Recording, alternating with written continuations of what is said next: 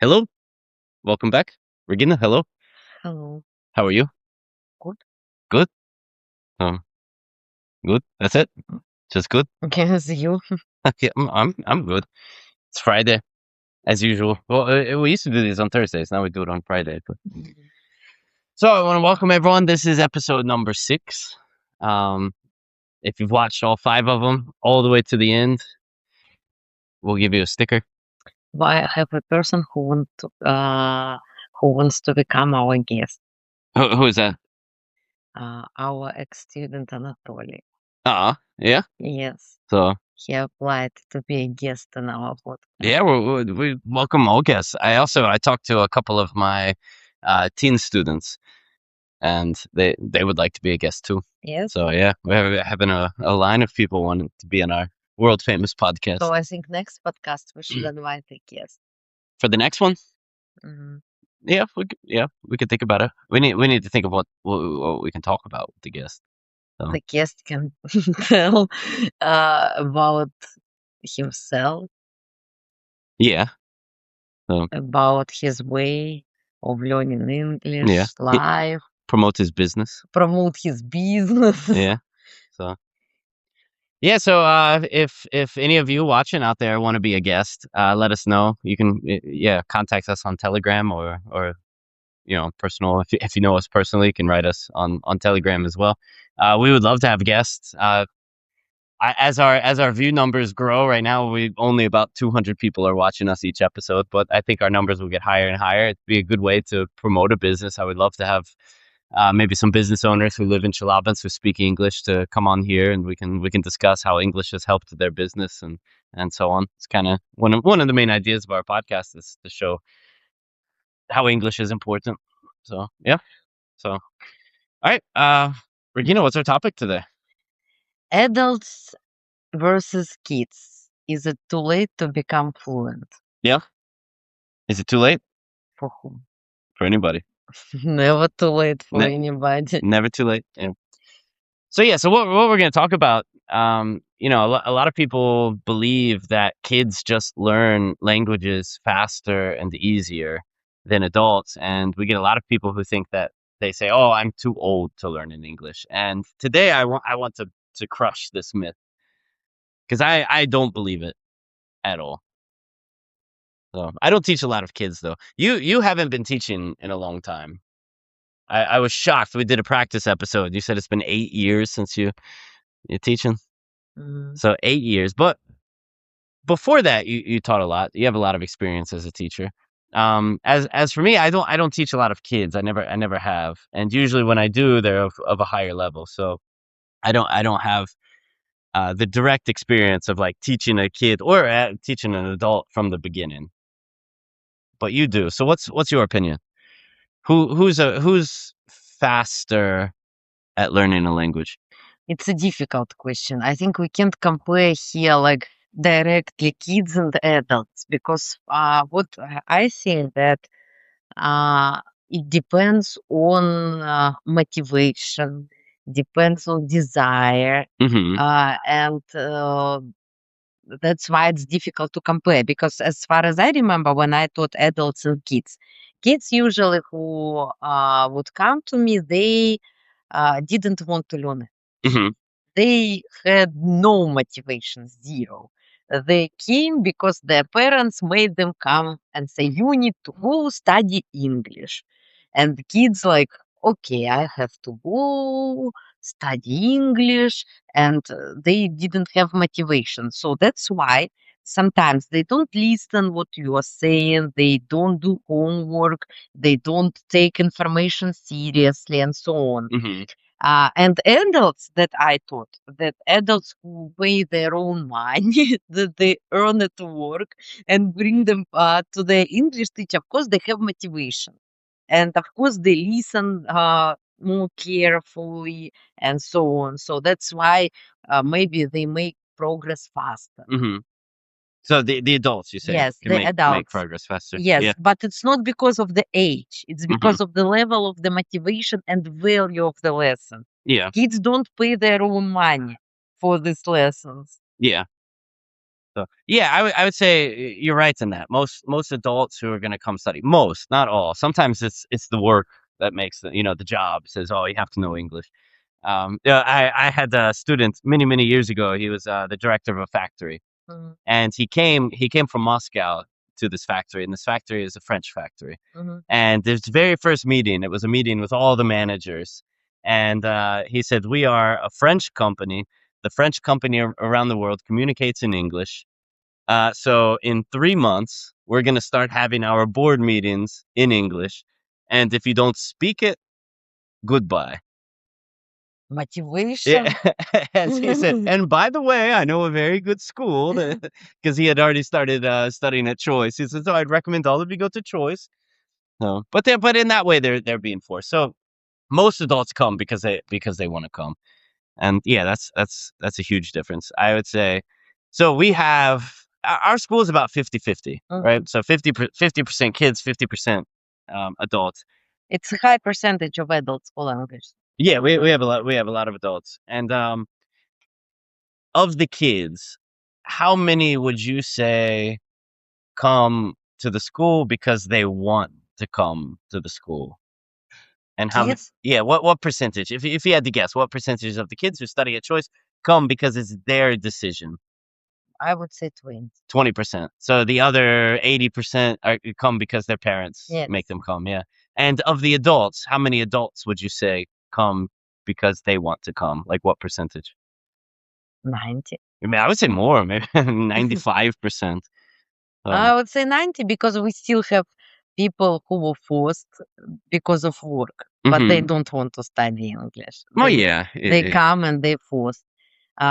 We also have people who come here just to spend some time, not to study English, Yeah. just to like have some evening activity. Well, yeah, it's a good way to be with, like, kind of like-minded people.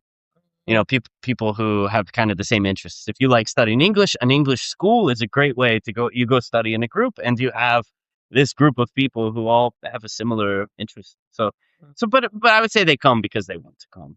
So they would fall Oh into yeah, but I that mean, category. like, if we're talking now about um learning English, like how fast. Of course, if you take English lesson just as an evening hobby activity, it's also lowers Yeah. your ability. I don't know to learn fast. hmm So let's break it down by how long you think it would take each person to age. So how long it would take a kid to learn, and how long it would take an adult to learn. So let's imagine average person. So there's some people out there that can just learn a language so fast, and they make the rest of us kind of look stupid in that sense because they can just pick up a language very quick. So we're not talking about these people. The average person, if they study twice a week, 90 minutes per lesson, and they start studying at 0, so we're talking a kid and an adult. So let's start with the kid. How long would it take, in your opinion, for a kid to study twice a week? They do their homework, maybe the basic practice outside, how long do you think? From 0 to intermediate level, because I believe intermediate level is when you can actually say, "I can speak English," For a kid, for a kid. From 0 to be able to sit down and have a conversation with me.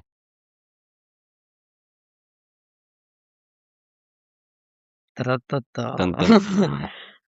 Oh, I don't know. Depends on the kid. Age also makes different. Let's say, so when do they start studying? 8 years old. 8 years old. Group lessons Group twice a lessons. week, 90 They minutes. do their homework. Oh yeah, they They take part in lessons and so they get intermediate. from 0 to No, I would say 4 years 4 maybe. years. Mhm. So, yeah, I would be thinking the same. So now let's an adult. Let's say 30-year-old adult studied German in school, because that's the number one thing people, "Oh, I don't know English. I studied German in school." So 30-year-old adults study German in school, same structure, twice a week. They do their homework, they take part in lessons, and 2 years. 2 years. So according to that, an adult would learn English faster. Yeah. So that's what I think. That's my opinion. I think a lot of people think that kids learn English so fast. I think there's a lot of reasons for this, but I think the main one is for a kid, we're not timing it. You know, like anyone who has kids out there, you understand how fast a kid grows up.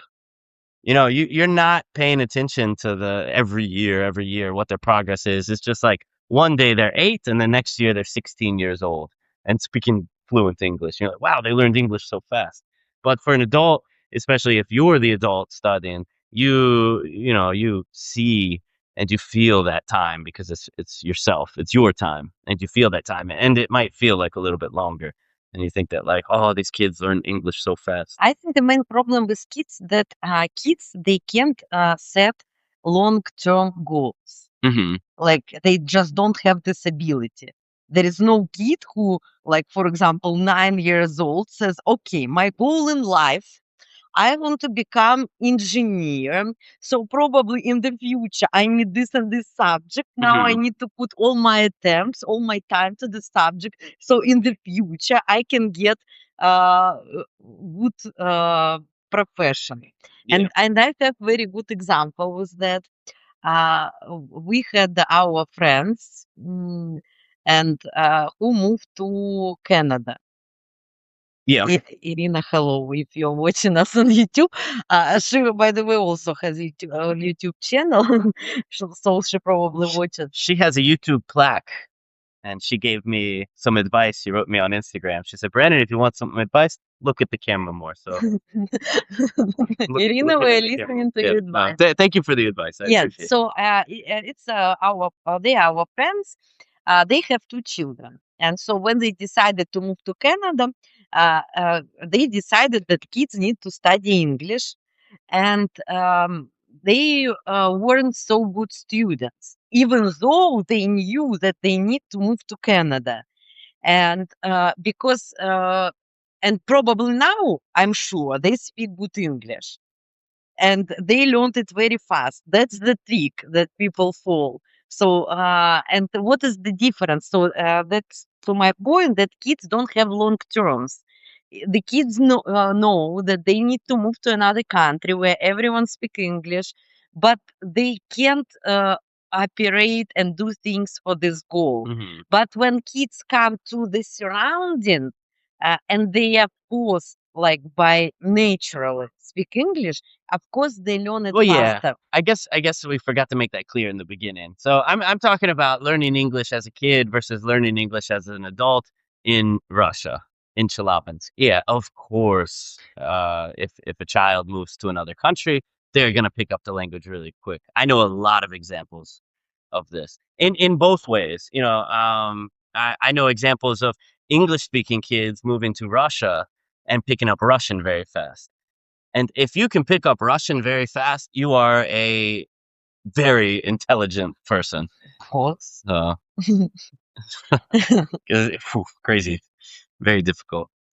So, but yeah, so of course, moving to another country, you're going to be able to pick that language up really quick So as a kid. natural environment for kids, in natural environment, kids learn English faster Yeah, than adults. yeah, I would absolutely agree with that. So, But do you remember you had a client, he lived in Miami, hmm and he contacted our school and wanted online lessons, and he said, my English level is 0. hmm And we like were in shock because he lived in the USA, and he said like, yeah, I have lived there for 10 years.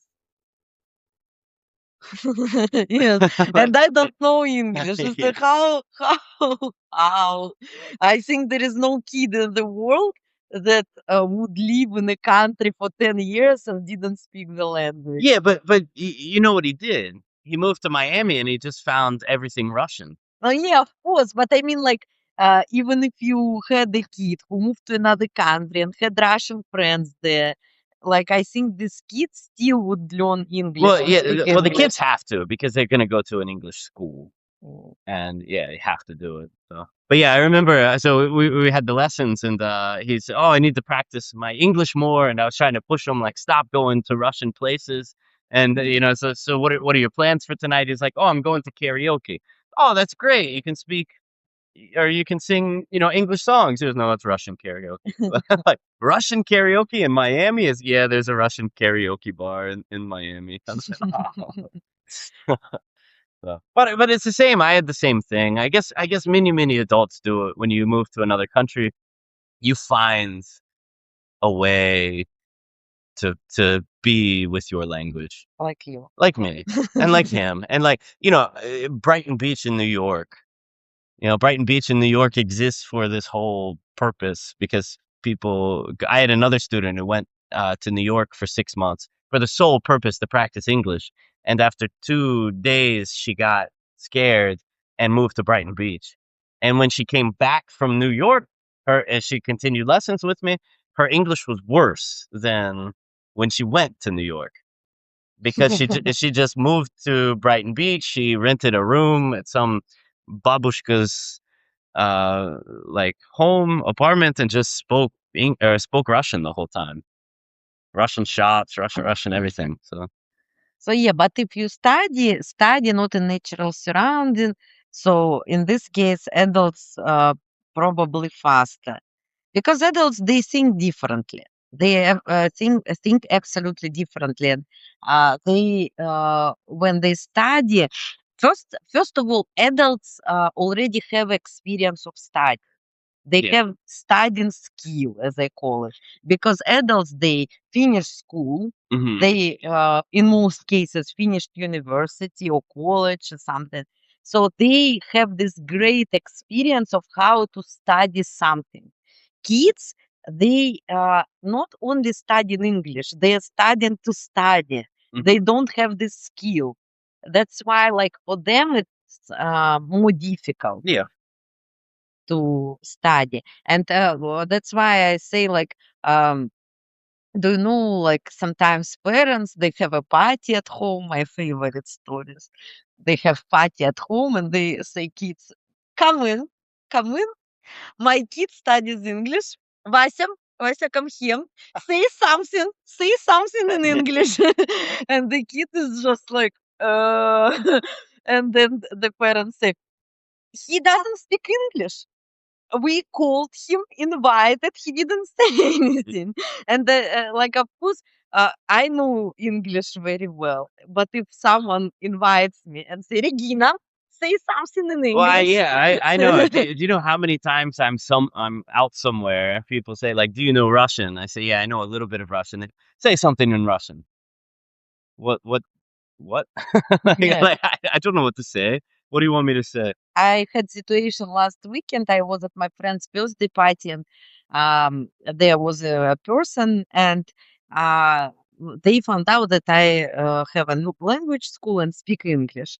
And they the same and started say something in English.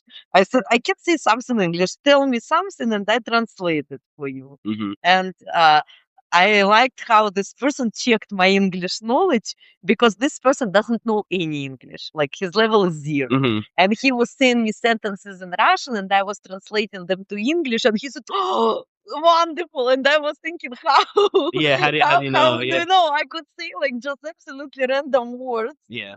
A lot of times I like if someone I don't know is trying to like teach me something in Russian, I just don't trust them because Yeah. they could be telling me anything. Like, "Oh, go you can walk up to this person and say like, "Hello, my name is Brandon." Of course in Russian I know how to say hello, my name is Brandon, but just as an example. But they could be telling me anything, in Russian. And I could go up to this person and say what they taught me and the person just punched me in the face. But so You're very untrustful person. no, I because it happened one time. I understood because they were telling me something like a good phrase and it was a bad phrase. And also one interesting thing about learning English or learning any language is you can have the hardest time remembering words like table, watch, shirt, but you learn bad words, you remember it the first time. Like, I can struggle ordering something in a restaurant, but I can say every bad word in Russian without thinking. It's do you know the story? Somewhere in a village there was a man who taught people like Chinese or Oh, it's my something. favorite story. Yeah. My favorite. But in fact he didn't. He just created like his own language. Yeah. And in some village he was taking money from people who came to his lessons, and he taught them some language Yeah, that no one knew. This is a story. It was in Russia. It was a guy Yeah. somewhere in Siberia. It happened maybe 6-7 years ago. It's one of my favorite stories because it's just awesome. It's bad for the people who got like caught in it, but the guy was teaching Chinese to kids for years. I think it was like 3 years, and yeah, taking money, and he created his own language. Like even like was it people who study languages, linguistics? Mm. Yeah, my mind went blank. Even linguistic professionals like looked at the lesson and was like, wow, he invented present simple. Yeah, like in this invented language. And yeah, after 3 years he got caught because one of the parents had a friend who spoke Chinese or something, and like did this like say something in Chinese, and the kid knew nothing. Maybe that's why kid was just shy. Yeah, maybe. Yeah, maybe. Oh no, the kid was saying something, I guess, and the person was like, "That's not at all Chinese. I don't understand that." So We should contact this person. yeah, Is he in prison? yeah, he's in prison. Oh, So maybe not anymore. I don't know. I know he went to prison. I don't know for how long. we should find. But he is. Invite him to be a teacher in our Uh-huh, yeah. So pretty soon we're gonna start teaching Chinese. Sign up for lessons. Yeah. So they might be out of prison. I think yes. If it was like 6 or 7 years ago, Yeah, I don't know how long you would I do don't this. think it's. I think it's like a scheme. It's fraud. It's fraud. Yeah. It's usually like 5 years in prison. Yeah. So I think he is free now. So, guys, if you're okay. So, I do want to start teaching Chinese here, but not with this guy. You personally? Yeah, I will start teaching Chinese. So, So let's go back to the topic when children study English. What do you think? What to do? What to do as your current teacher? What to do if a kid doesn't want to study English? if a kid doesn't want to study Yes, English, and you send this kid to lessons. He doesn't want to study. He refuses. as a parent or as a As a teacher? parent. As a parent. Yes, and the kid doesn't have any motivation and so on. I'm very old school type parent. I would say get your ass out the door and go study English. I'm the same. Yeah. So I can tell you that I'm against all this new psychology theory and so on, where like we should talk to children, we should listen to them, we should follow their opinion. If we follow our kids' opinion, they just sit in TikTok all day, yeah. eat junk food, and do nothing. Yeah. But everyone has their different parenting style. I can't say like No, yeah, but I mean, for example, my grandma and my grandma actually is a very smart person in bringing up children. I think she should become a coach. Are you about to tell the rabbit story? No, it's not my grandma. And so my grandma actually tells that the main thing that you should teach your kid in life is to have responsibilities. And that's why you should give your kid different tasks that the kid should do constantly. For example, like you tell your kid, the kid should, I don't know, vacuum the carpet twice a week. And you should be very strict that twice a week, kid vacuums the carpet. That teaches the kid that they have responsibilities and they have to do them no matter what's happening right now. And that's a very good skill in life, because when we in our life we have to go to work, we have to do a lot of things that we don't like to do, and like that helps us in life not to give up. Because like we force ourselves, like you need to do this. So my advice to parents, for example, they send their kid to English, and the kid like studied. They made them come, and they say, "Oh no, I don't want to study anymore." I think that parents should find a compromise like between this and put like a deadline. For example, okay, you need to finish the year, for example. And like, or if you have like good marks at school in English, you can stop coming to lessons. So you need to do something to get something, not just like, oh, I don't want to come to lessons. Oh, okay. It doesn't teach good things. Well, it goes. So I don't teach a lot of kids, as I said in the beginning of this video, but I do teach a lot of adults, and many of the adults, in the lessons we ask about like regrets, and we're learning different grammar. I wish, and I wish I had, and all of that. And I would say the number one regret that most of my adult students have is that they didn't take English seriously when they were kids. You can't explain that to a kid. I know, of Yeah, the course, kid the it's kid will never impossible. understand that. But that's something that's important, I think, for the parents to also understand that, just I remember learning Spanish. We in the US we have to learn Spanish in school. I hated Spanish. I hated it. But, like we didn't have a choice because we learned it in school.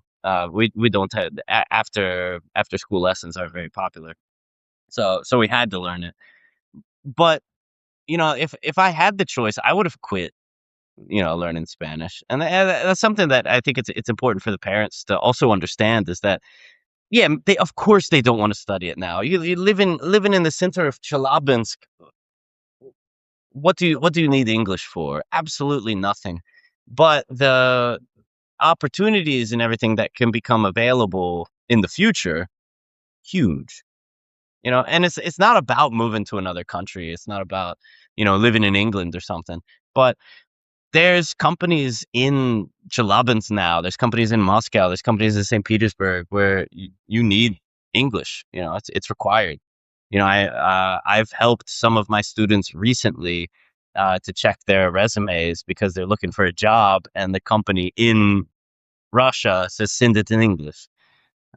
So it's important, and that's kind of what the job of a parent is to I have not physically, but yes, and also not to kill motivation. For example, I have my personal regret. My daughter, she was for a short-term course, not course, like for a short time in England in school. And it was like a school where they studied all subjects, like regular subject, like math and so on. And of course, as every school in the world, they also study foreign languages. And as everyone speaks English, of course, they studied Spanish.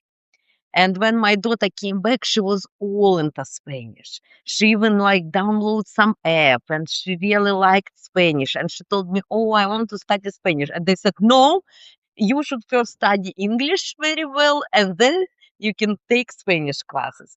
And so the time went by, and then we invited Michael to work here, and we now have Spanish lessons. And I recently told my daughter, "Oh, do you want to have Spanish classes?" She said, "No," because the motivation yeah, like was lost. yeah. So yeah, take And the I motivation, regret but now. also gotta finish through with it. It's one of those things. Kids can be motivated for a second, Yeah. But and you should catch the second. yeah, but you gotta keep riding that wave. Like, okay, we'll sign you up for the Spanish classes, but you gotta make a commitment, and that's that. You know. Now, from our side, I want to say, like we were talking what parents should do and so on, but from our side, we understand that, like I'm as a mother, understand that how it's difficult to keep motivation of children and so on. And so in our school, we have a special motivation system. hmm Like we pay kids fake We money. we pay kids. We That's pay the kids, stuff. but they come Yeah. and we pay them money, and that's why they come to our school.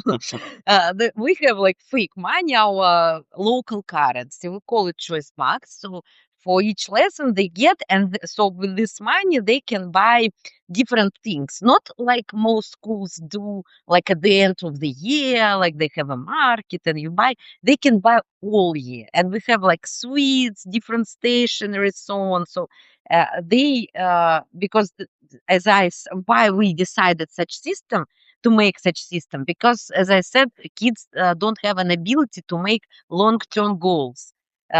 Kids need everything now.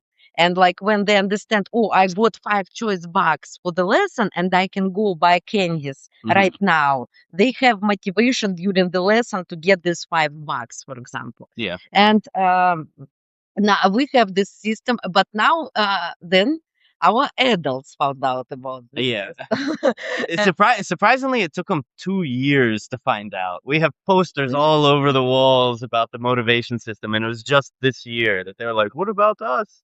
Because you are not motivated when you see just posters. Yeah. They became motivated when they saw kids coming with money, and buying candies. candies. I want a candy. Especially adults who come after work, very hungry, Uh-huh. and they see these kids with money buying candies. And I want Yeah. to.